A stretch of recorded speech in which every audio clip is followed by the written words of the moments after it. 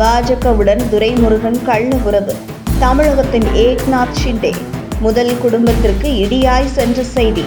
திமுக தலைவர் முதல்வர் மு.க. ஸ்டாலினுக்கு அடுத்தபடியாக இருக்கக்கூடிய திமுகவின் நம்பர் 2 என்று அழைக்கக்கூடிய திமுகவின் பொதுச் செயலாளர் அமைச்சர் துரைமுருகன் வகித்து வந்த கனிம வளத்துறை இலாகா அவரிடமிருந்து பறிக்கப்பட்டது தமிழக அரசியலில் மிகப்பெரிய பரபரப்பை ஏற்படுத்தியுள்ளது.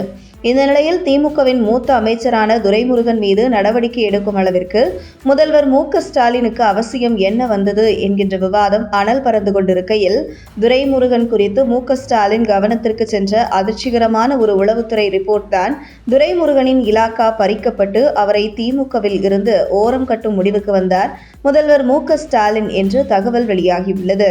அதாவது, தொடர்ந்து அமலாக்கத்துறை பிடியில் திமுகவின் மூத்த அமைச்சர்களும் முக்கிய தலைவர்களும் சிக்கி வரும் நிலையில் கனிம வள ஊழல் தொடர்பாக அமலாக்கத்துறை பிடியில் சிக்கி இருக்கிறார் அமைச்சர் துரைமுருகன். மேலும் அமைச்சர் துரைமுருகனின் பழைய வழக்குகளை தூசி தட்டி விசாரிக்க தொடங்கி இருக்கிறது நீதிமன்றம். இந்த நிலையில் திமுகவின் முக்கிய அமைச்சர்கள் பெரும்பாலும் தங்களை காப்பாற்றிக் கொள்ள திரைமறைவில் பாஜகவுடன் தொடர்பில் இருந்து வருவதாக கூறப்படுகிறது.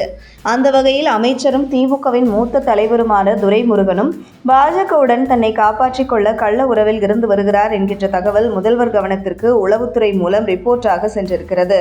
அதாவது, சமீபத்தில் துரைமுருகனுக்கு சொந்தமான இடங்களில் அமலாக்கத்துறை அதிரடி சோதனை மேற்கொண்ட போது கூட இரவோடு இரவாக அவசரமாக துரைமுருகன் டெல்லி பயணம் சென்றார். அது கூட பாஜகவின் சில முக்கிய தலைவர்களை சந்தித்து தன்னை காப்பாற்றிக் கொள்ளத்தான் என்கின்ற தகவலும் முதல்வர் கவனத்திற்கு சென்றிருக்கிறது.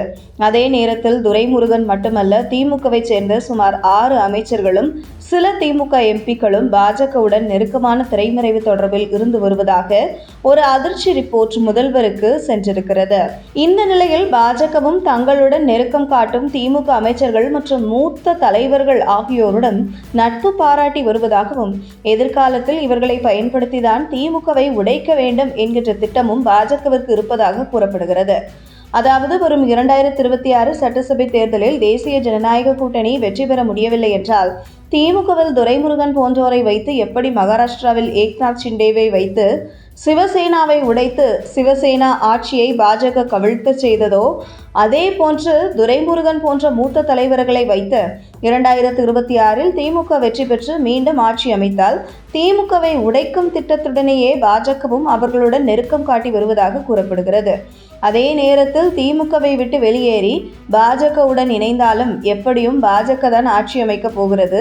அந்த வகையில் அங்கே சென்றாலும் அமைச்சர் பதவிதான் கிடைக்கும். மேலும் தங்களை காப்பாற்றிக் கொள்ள பாஜக பக்கம் தாவுவதற்கு தயாராகவே மூத்த அமைச்சர்கள் மனநிலை அப்போது இருக்கும் என கூறப்படுகிறது.